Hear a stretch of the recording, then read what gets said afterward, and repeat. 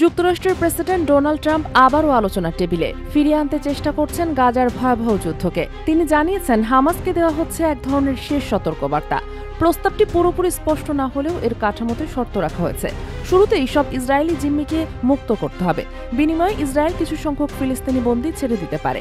তবে এখানে একটি গুরুত্বপূর্ণ সীমাবদ্ধতা আছে। যুদ্ধ সম্পূর্ণ বন্ধ হবে না, বরং অস্থায়ী বিরতির মাধ্যমে আলোচনার দরজা খোলা রাখা হবে।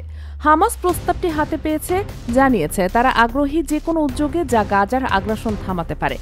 তবে তারা 4টি বিষয়কে অপরিহার্য বলছে: সব বন্দীর মুক্তি, যুদ্ধ বন্ধ, গাজা থেকে সেনা প্রত্যাহার এবং একটি স্বাধীন ফিলিস্তিনি প্রতিনিধিত্বমূলক কমিটির হাতে প্রশাসন হস্তান্তর।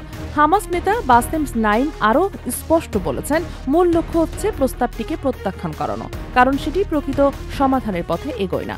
অন্যদিকে ইসরায়েল দাবি করছে তারা ট্রাম্পের প্রস্তাব গ্রহণ করেছে, কিন্তু শর্ত দিয়েছে হামাসকে অবশ্যই সব জিম্মি মুক্ত করতে হবে এবং অস্ত্র সমর্পণ করতে হবে। হামাস বলছে ইসরায়েল গাজা থেকে সরে গিয়ে স্বাধীন ফিলিস্তিনি রাষ্ট্র গঠন নিশ্চিত না করলে অস্ত্র ত্যাগের প্রশ্নই ওঠে না। বিশ্লেষকরা মনে করছেন প্রধানমন্ত্রী নেতানিয়াহু যুদ্ধ থামাতে অনাগ্রহী। তিনি কৌশলগতভাবে প্রস্তাব মেনে পরে কঠোর শর্ত জুড়ে যুদ্ধ চালিয়ে যেতে চান। এদিকে ট্রাম্প আস্থা দেখাচ্ছেন তিনি সপ্তাহের মধ্যে একটি চূড়ান্ত সমাপ্তি হবে।